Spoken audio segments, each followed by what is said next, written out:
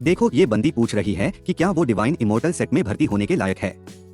अरे बहन, तुम जैसी परी जैसी शक्ल लेकर आओगी तो सेट वाले क्या, पूरी दुनिया तुम्हें पलकों पर बिठा लेगी। और हमारे भाई का चेहरा तो देखो, एकदम से खुशी के मारे सिस्टम हैंग हो गया है। भाई सोच रहा है आज तो जैकपॉट लग गया, बिना मेहनत के परी मिल गई। लेकिन सिस्टम भी ना, एकदम से मजे खराब करने आ गया। कह रहा है बेटा ज्यादा खुश मत हो, दुख का समय नजदीक है। भाई ने तुरंत मजबूरी में नियम बताया, एंट्री फीस लगेगी मैडम। और देखो भाई ने हाथ कैसे फैलाया है, जैसे कह रहा हो पेटीएम करो या कैश, बस जल्दी करो। बंदी बेचारी मासूमियत से बोलती है, भैया जल्दी में निकली थी, पैसे लाना भूल गई, बाद में दे दूं। अरे ये तो वही बात हो गई कि दुकान से सामान ले लिया और कह रही है उधार चलेगा क्या। भाई को पसीना आ गया। बेचारा बोल रहा है, देख मुझे पैसे नहीं चाहिए, ये सब सिस्टम का घटिया नियम है। लेकिन अंदर ही अंदर भाई खुश हो रहा है, वाह मतलब जो भी आएगा मुझे मालामाल कर देगा। और धड़ाम, तभी अचानक ये विलेन गैंग टपक पड़ा। विलेन का सरदार अपनी अजीबोगरीब कलगी वाली चोटी लहराते हुए ऐसे देख रहा है जैसे कह रहा हो तेरा बाप भी तुझे नहीं बचा सकता, ये बंदर तेरा क्या उखाड़ लेंगे। तभी हमारा भाई बीच में दीवार बनकर खड़ा हो जाता है और शान से बोलता है, सुन अब ये हमारे सेट की शिष्या है, औकात में रह। और पीछे से बंदी सोच रही है, सोचा था आसमान से गिरेगी किस्मत, पर ये तो किसी और की आफत निकल आई। विलेन चिल्लाकर धमकी देता है, हमारी शिकार को चुराने की हिम्मत कैसे हुई, हमारे पाले हुए गुलाम प्रोफाउंड जनरल रीम वाले हैं, सबको कच्चा चबा जाऊंगा। और फिर शुरू होता है उस विलेन का वो अजीबोगरीब मजाक, हो खेक खेक खेक। विलेन की ये हंसी सुनकर ऐसा लगा जैसे कोई पुराना पंखा तेज हवा में आवाज कर रहा हो।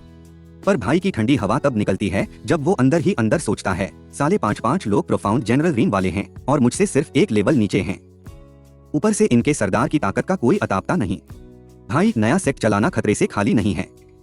उधर बेचारी लड़की की हालत टाइट हो चुकी है, हाथ में तलवार लेकर पसीने छूट रहे हैं। तभी वो गोलमटोल शिष्य कूद कर आता है और फुल कॉन्फिडेंस में कहता है, अरे दीदी डरो मत, हमारे मास्टर तो एक उंगली पर इन सबको धूल चटा देंगे।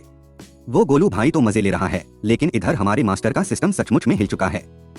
भाई पसीने से तरबतर होकर अपने उस चेले को कोस रहा है, कमबख्तली किंग तू हर बार कोई न कोई रायता फैलाता है। मेरी कल्टीवेशन भले ही एंट्री फेज में है, पर जिंदगी में कभी किसी से लड़ाई नहीं की। अगर आज यहाँ हार गया तो नए शिष्य जोड़ने का मेरा पूरा मिशन ही डूब जाएगा। उधर बंदी एकदम श्रद्धा से हाथ जोड़कर झुक जाती है, सेक्ट मास्टर बचाने के लिए शुक्रिया। भाई भी तुरंत हीरोपंती के मूड में आ जाता है और हवा में हाथ लहराते हुए पोज देता है, डर मत पगली, जब तक तेरा भाई मैदान में है परिंदा भी पर नहीं मार सकता। पीछे सिस्टम भाई नीली परछाई बनकर पसीना बहा रहा है, भाई मुझे क्यों जबरदस्ती बीच में घसीट रहे हो। तभी भाई गुस्से में एक हम्फ मारकर जमीन पर पैर पटकता है, ये कौन सा बंदरों का नाच चल रहा है बे। लेकिन अगले ही पल चारों तरफ से दुश्मनों का खौफनाक हमला हो जाता है। सारे विलेन अपनी तलवारें लेकर ऐसे टूट पड़ते हैं जैसे भूखे शेर शिकार पर झपटते हैं। भाई की आंखें फटी की फटी रह जाती हैं। धड़ाम, पर तभी अचानक पूरा सीन मैट्रिक्स स्टाइल में स्लो मोशन में चला जाता है। दुश्मन की तलवार की चमकती धार पर भाई का चेहरा ऐसे दिखता है जैसे कोई HD शीशा हो और भाई बड़े आराम से बचते हुए बोलता है, भाई तुम्हारी स्पीड तो कछुए से भी स्लो है। लगता है कल्टीवेशन की दुनिया का सच बिल्कुल सही है कि एक लेवल ऊपर वाला कमजोर को चुटकी में मसल सकता है।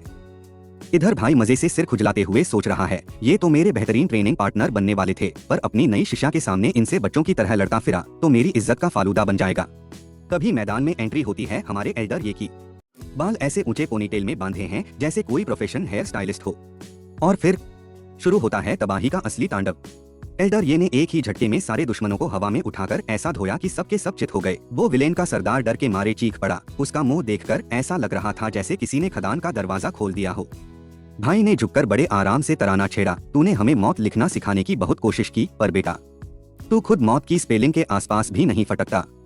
वो गोलुमटोल शिष्य तुरंत खुशी से उछल पड़ा, देखा दीदी, सेक्ट मास्टर को हाथ तक उठाने की जरूरत नहीं पड़ी, अकेले हमारे एल्डर ये ने सबको ढेर कर दिया। दूर खड़ा वो दूसरा विलेन कांपते हुए सोच रहा है, इतने सारे एक्सपर्ट्स को 1 सेकंड में सुला दिया, क्या यह बंदा नोबिलिटी रीम का खूंखार भूत है। धूल में लेटे लेटे विलेन के तेवर एकदम बदल गए। पसीने से लथपथ होकर दोनों हाथ जोड़ता है और उस मक्कार स्माइल के साथ गिड़गिड़ाने लगता है, सीनियर्स मुझसे गलती हो गई, मैंने माउंट ताई को पहचानने में भूल कर दी, इस नाचीज को माफ कर दीजिए। अगर इस बार छोड़ दोगे तो मेरे पापा यानी याओरी एम्पायर के चांगलिन के मार्की आपके लिए भारी भरकम इनाम भेजेंगे। तभी वो लड़की गुस्से से सुलग उठती है, भाड़ में जाए तेरा चांगलिन का मार्की, मुझे कोई फर्क नहीं पड़ता। मास्टर भाई आगे आकर चौड़े में बोलता है, अरे भाई धमकी किसे दे रहे हो, दम है तो हमारे सेट पर आके दिखाओ, 1 सेकंड में कचकड़ा उड़ा देंगे। गोलू शिष्य फिर शुरू हो गया, देखा दीदी, चांगलिन मार्की के महल को तो मास्टर 2 उंगलियों पर नचा सकते हैं। लेकिन तभी लड़की को पुराना खौफनाक इतिहास याद आता है। फ्लैशबैक में पता चलता है कि मार्की लिन तियानक्सियोंग के पास नोबिलिटी रीन की खतरनाक कल्टीवेशन है और 500 सैनिकों की वो खूंखार चांगलिन आर्मी है जिसका हर एक सिपाही प्रोफाउंड जनरल रीन का दरिंदा है। और सामने आता है वो दर्दनाक मंजर। जब ये बंदी अपनी ट्रेनिंग पर गई थी तो इस चांगलिन मार्की के बिगड़े शहजादे ने इसकी खूबसूरती पर गंदी नजर डाली और नीचा दिखाने की कोशिश की। वो किसी तरह जान बचाकर भागी, पर जब घर पहुंची तो पूरे खानदान के सैकड़ों लोगों की खून से सनी लाशें बिछी हुई थीं। खून से लथपथ घर का एक सदस्य आखिरी सांसें लेते हुए चीखता है, शियाओ वू यहाँ से भाग जा, जल्दी कर। और बेचारी शियाओ वू फफक कर रो पड़ती है। वापस वर्तमान में ये बंदी रॉकेट स्पीड से नीचे झुकी और जमीन पर नाक ही रगड़ दी। मास्टर साहब हैरान, अरे पगली आराम से, जमीन में गड्ढा खोदोगी क्या? बंदी ने हाथ जोड़कर कहा, मास्टर जी मैं तो बस इलाज ढूंढने आई थी, पर अब मुझे यकीन है कि आप ही मेरे परिवार को इंसाफ दिला सकते हैं। मास्टर साहब अपना हाथ फैलाते हुए कहते हैं, डरो मत, चाहे तुम शिष्या हो या नहीं, इस नाइंसाफी के खिलाफ हमारा सेठ ही तुम्हें न्याय दिलाएगा। तभी अचानक वो कमीनाली यूनी मौका पाकर चुपचाप खिसकने की कोशिश करता है। मास्टर साहब चौंक जाते हैं, भाई गजब है, कॉमिक्स के विलेन या तो लड़ते हैं या भीख मांगते हैं, ये साला चुपके से भाग क्यों रहा है? पर मास्टर मुस्कुराते हुए कहते हैं, टेंशन मत लो, जब एल्डर ये यहाँ हैं तो परिंदा भी पर नहीं मार सकता। और एल्डर ये पूरे स्वैग के साथ मैदान में उतरते हैं। उनके एक ही इशारे पर धरती पर ऐसा महाविस्फोटक झटका लगता है कि सब हवा में तैरने लगते हैं।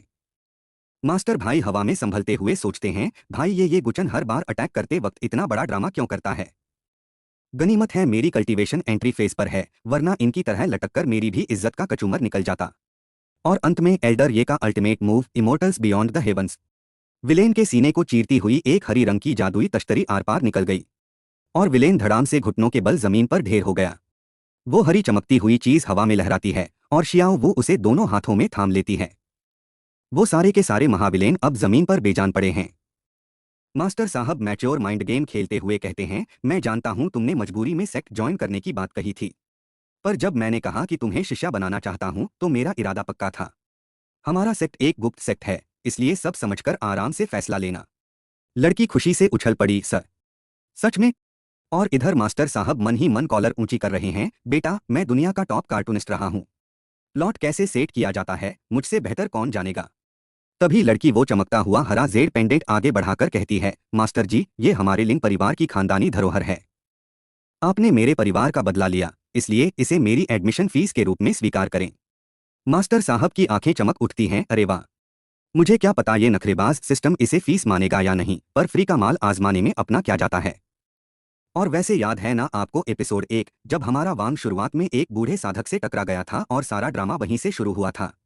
बस वहीं से चला ये सफर आज इस मुकाम पर पहुंच चुका है।